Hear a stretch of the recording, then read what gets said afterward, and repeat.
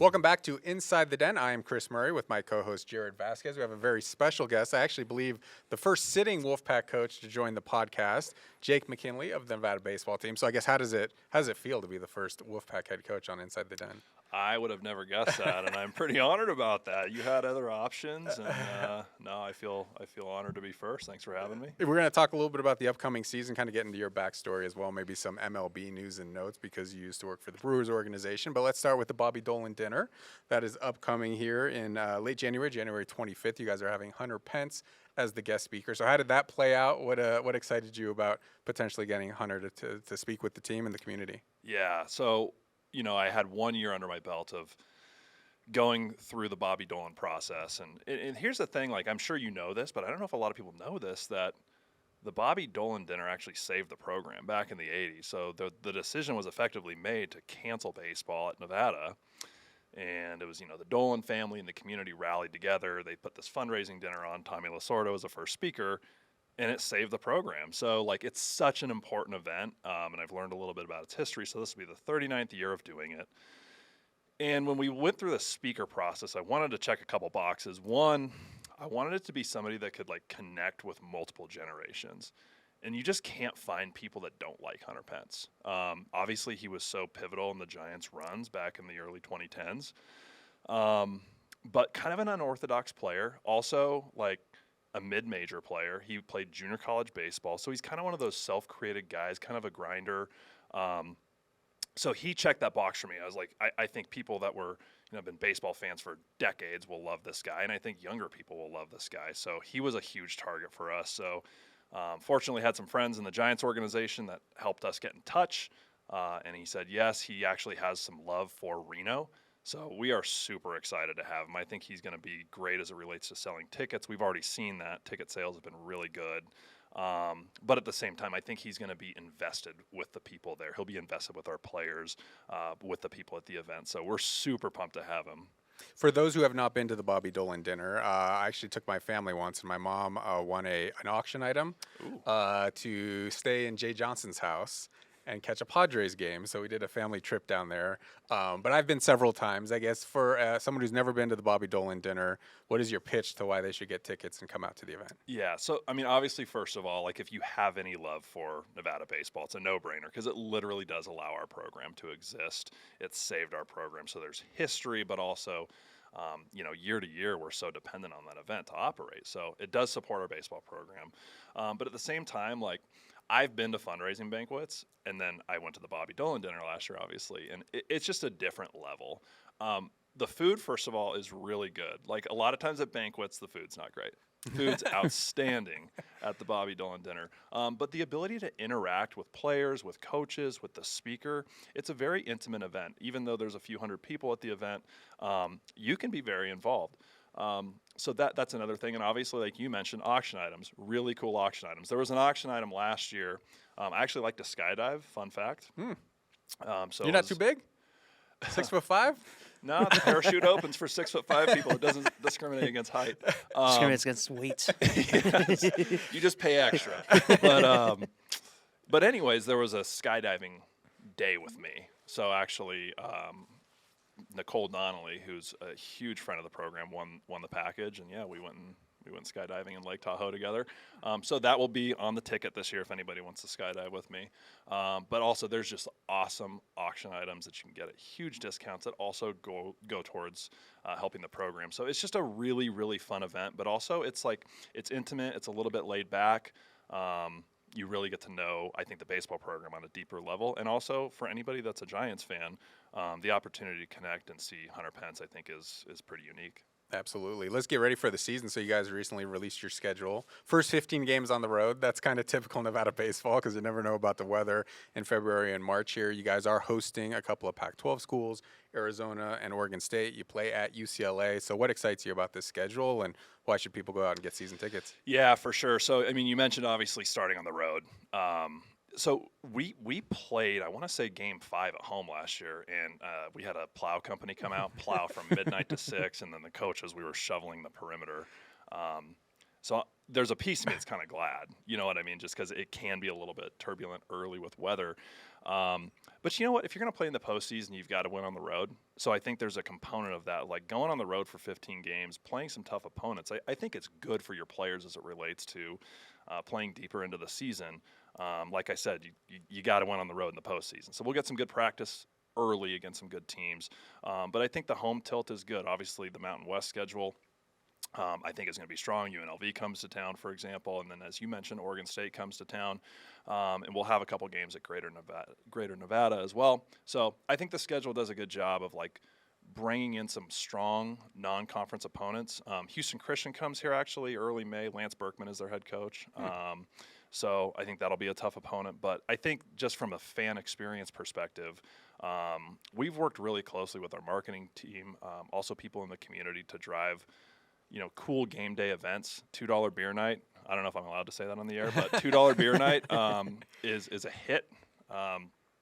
So we just want to make sure that like when fans go there, I know that there's some cold games to sit through.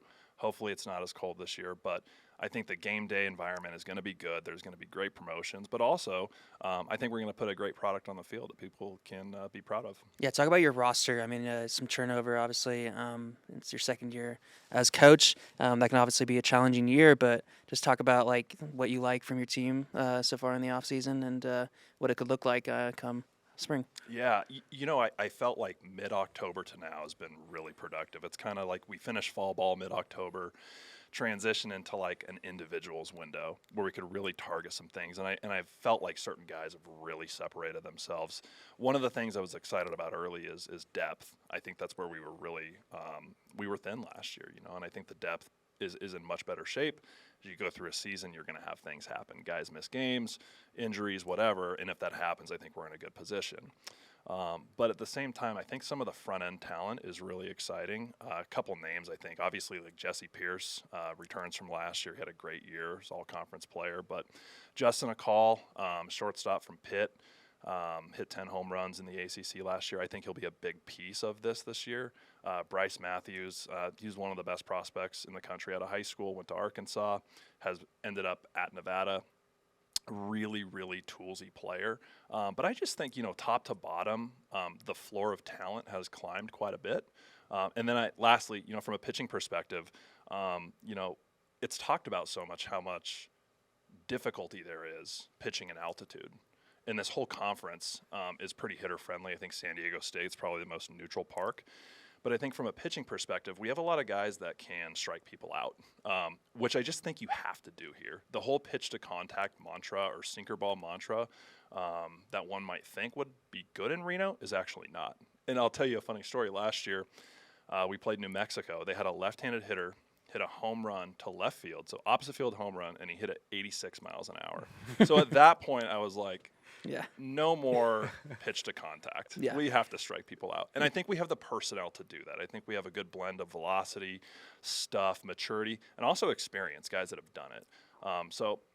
So far, I feel like we're well-rounded. We'll take care of the ball, and I think we're going to score a lot of runs. Let's talk a little bit about your backstory. So you hail from Placerville. I was asking if you like Apple Hill season or not because my family likes to go out there, but I know for local residents it might not be the most cool thing to have all these people come into your community and overwhelm your roads, but spent some time in Sparks, and you actually wanted to play for the Wolfpack growing up, right? You sent some emails to Coach Powers. How did that go over? Well, rightfully, I don't think Coach Powers is too interested. I just don't think out of high school I was a Division I talent. But yeah, I did. Like I remember when I was a kid, and I would drive by the field. Like the field was just like really cool, and Nevada baseball was good. And I had some roots here, in Sparks. So I did want to do that. Obviously, being from Placerville was like kind of close to home.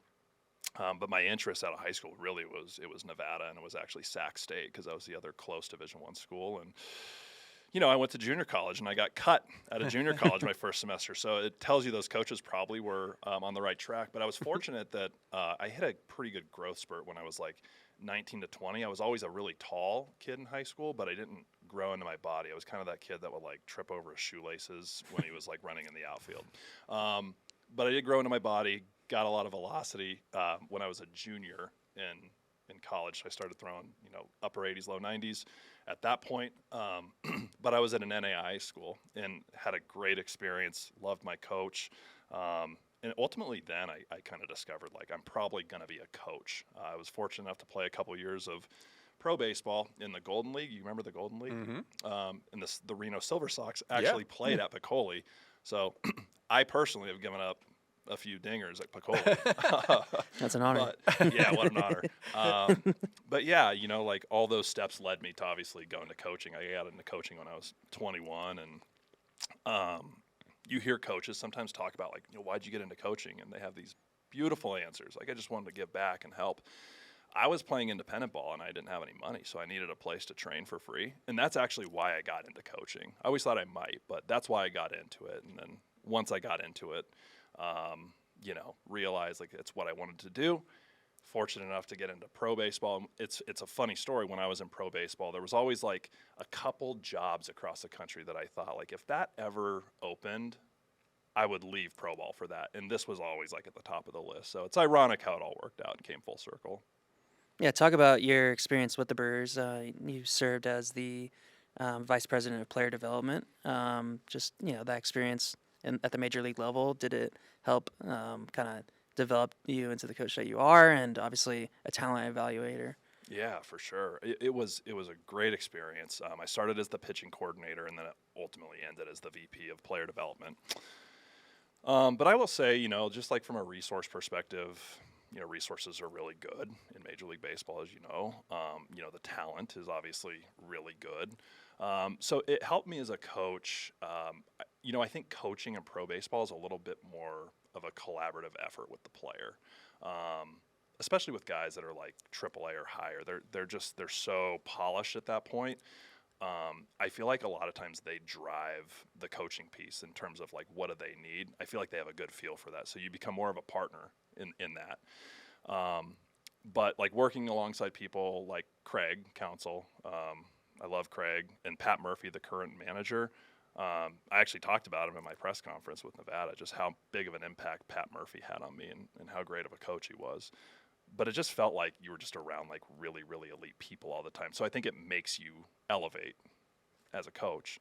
But at the same time, I've said this to people, I feel like pro baseball could probably use a little bit more college baseball in it, and college baseball could probably use a little bit more pro baseball in it. Sometimes those things are like, they're bifurcated where it's like, hey, college baseball operates like this. But it could use a little bit more of the things that pro baseball does, and also vice versa. Like there's some things where pro baseball will like stick its nose up to it, like that's such a college thing. Well, it's like, well, you probably could use it though, right? So great experience. It just showed me different perspective. And listen, you know, I was at an NAI school when the Brewers called me. I sent the first phone call to voicemail because I thought it was spam. You know, you get a phone call from Milwaukee and you're like, spam, obviously. I don't need to buy insurance. But, you know, fortunately, their farm director had texted me and led to that. But I remember the first time I was ever in Milwaukee, Craig was one of the first people I met. And it was like this larger-than-life person. But the more I got to know him, he's just like a super down-to-earth guy. So how did they get a hold of you then? I don't know if you were at Menlo or William Jessup at that point, but how did they be like, oh, this is the guy we want to run our player development eventually? Yeah, so it's really funny. So there's a guy in the organization. He's still there. His name's August Fagerstrom. I actually talked about him in my press conference too. But he, at the time, was an analyst, but he was getting used a little bit as it relates to coaching hires. So back in around 2018, MLB teams were starting to explore college coaches as potential coaches for pro ball. So it used to be like if you didn't play professional baseball, you would never coach, which is so weird because it's the only sport that's like that. You know, like Belichick and Popovich, those guys didn't play pro football or basketball. So anyways, my understanding is he had made some calls, but he had also looked at the coaching market from a data perspective. And so at William Jessup, we went from 10 wins to 41 wins. And that, I think, had helped my name pop out a little bit as they did whatever query they had done or whatever data-driven search they had done. But my name apparently had popped up on some list that he had executed. So in a sense, I owe him a ton. But at the time, actually, the Rangers and Twins had actually also called. So one was to be the Dominican field coordinator, and one was to manage an A-ball. But I'm not going to lie to you. They called about the pitching coordinator job, and I was like, I don't even know what that is. You know what I mean? So, like, I got the call on, like, a Wednesday, and then Saturday, I was flying out to Milwaukee for a pitching coordinator, and the only coordinators I'd ever heard of in sports is, like, offensive and defensive coordinators in football. I'm like, is that the same thing? Am I, like, up in a booth with a headset?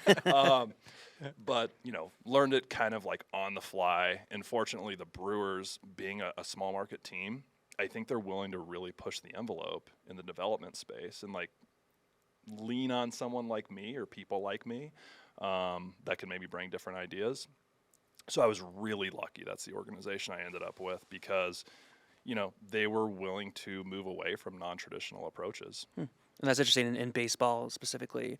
It feels like, it's an old fraternity of people, but obviously we saw with like Billy Beane and Moneyball and all that clubs were willing to take an analytical approach to, gain an advantage over, like teams like the Yankees or the Red Sox that have unlimited resources to spend, right?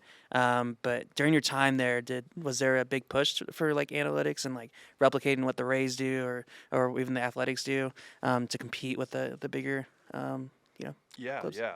So the current GM for the Brewers is Matt Arnold. So he was the assistant GM when I was with the Brewers. So David Stearns, who's with the Mets now, he was our GM. And one thing I think the Brewers did really well is your question, yes. Like, if there's a competitive advantage inside of leveraging information and data, you can't turn a blind eye to it. Like, it's 2024 now, but, like, when I got there, it was 2019.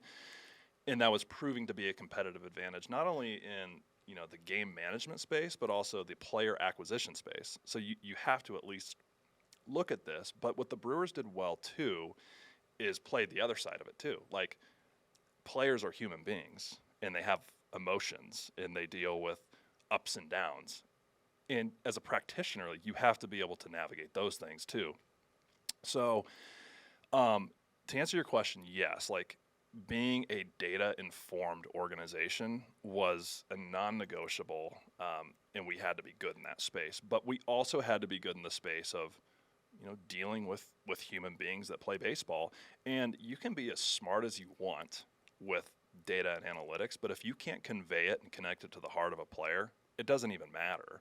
And that's what I think I learned from the Brewers is like, hey, if just for example, if Christian Yelich or Willie Adames is going to go face a pitcher that night, I don't know how much robust information they want. They probably want a couple key points that can be extrapolated from the data and analytics, but at the end of the day, these guys are playing an incredibly challenging game, and you got to be really careful with like how you deliver information to them. And I think the Brewers did such a good job of, I guess, playing the middle a little bit, like leveraging both of those extremes. And we had a very diverse coaching staff as it relates to guys that played in the big leagues, and guys that were on paper a little more old school, and then more new school coaches. I think we were able to blend those things well together. When you look at the Brewers during your time there, 2018, you guys are one win away from the World Series. Unfortunately, my Dodgers were able to win that one in Milwaukee. I think Puig had a big home run in that one. But the Brewers always do more with less in terms of payroll versus win-loss percentage, I guess. Is there a favorite player development story you have of a player who really excelled with the Brewers, or maybe a lot of people didn't think this guy would be a big leaguer or an all-star or whatever? Yeah, for sure. So, the one that people may even remember this name, is a guy named Phil Bickford. Yeah. So Phil Bickford was College of drafted Southern in the Nevada. first round. Yeah, he was a first rounder twice. First rounder out of high school, and then he went to College of Southern Nevada. I'll never forget. I was at Menlo, and NAI school. You're looking everywhere, right? And so I looked at their stat sheet, and I knew a coach there, and I saw this guy named Phil Bickford was striking out the world. So I actually called their coach. What do you got on this Phil Bickford guy? He's like, you're not getting him. He's going in the first round. So, anyways, as luck would have it, though, I go to the Brewers, and Phil is with the team. At that time, I think he was an A-ball, and, I mean, really struggling. Like, it was borderline like he couldn't play catch in the outfield. And so we just leveraged a lot of different tools and resources to help this guy. We got him in a trade from the Giants, actually, and we leveraged our sports science department, our strength and conditioning department, our player development department. And long story short, this guy goes from being kept back to an extended spring training, doesn't even get assigned to an affiliate. He gets sent out to A-ball and throws it's like 85% fastballs. I mean, the guy just had a unicorn fastball, and he ends up dominating an A-ball, and he's in the big leagues the following year.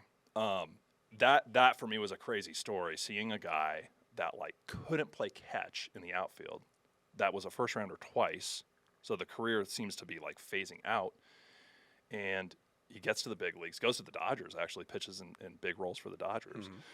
So that's one. And the other one I would say was Devin Williams. Devin Williams is one of the first guys I ever met, one of the first guys I ever worked with.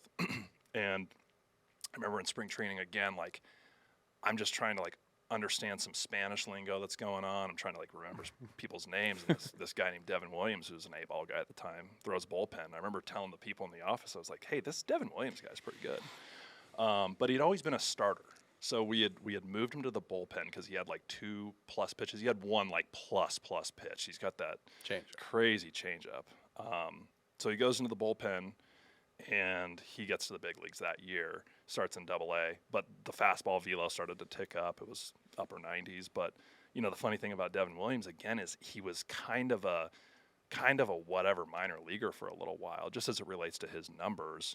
So I think the role change and some other developmental efforts help this guy get to the big leagues. And he's a hard worker and a great guy. So, I mean, the credit goes to him. But that's a cool story. It's this guy's career is it just wasn't accelerating maybe at the level that everybody thought. He was a high pick, and now he's one of the best closers in baseball.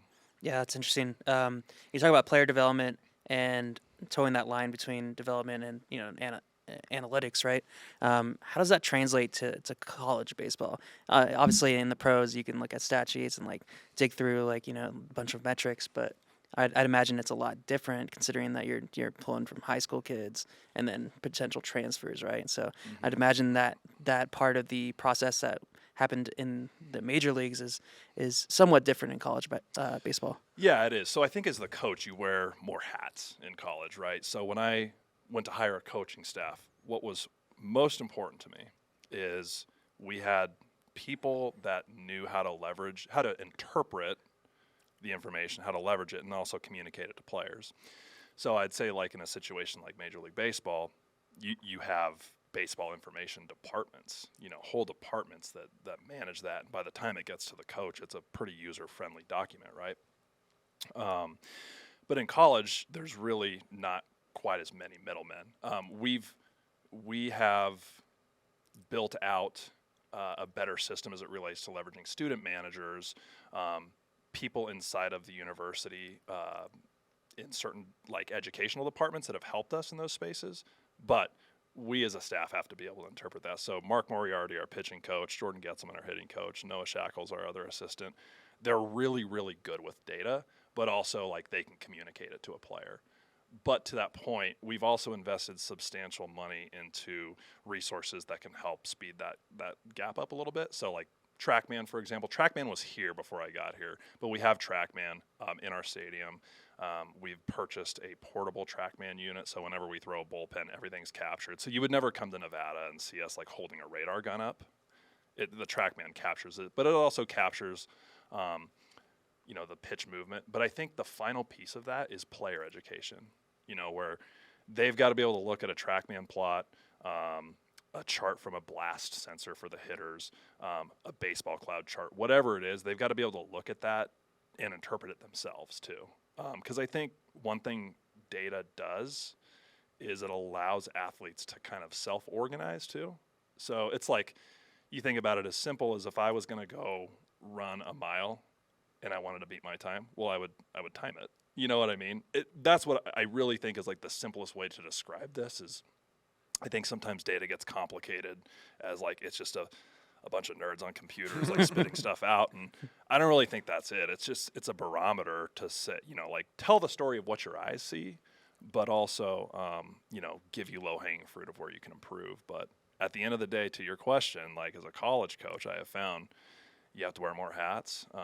There's not as much help as it relates to that stuff getting automated for you, but that's also okay because I think it challenges us as coaches too to be power users with that stuff. So you always hold the distinction of being Stephanie Remp's first hire as athletic director in Nevada. She actually hired you before she was technically on the job. What do you remember about that maybe first phone call or the opportunity when she told you, hey, you want to be Nevada's head coach? It was crazy. So I was in Biloxi, Mississippi with our AA team.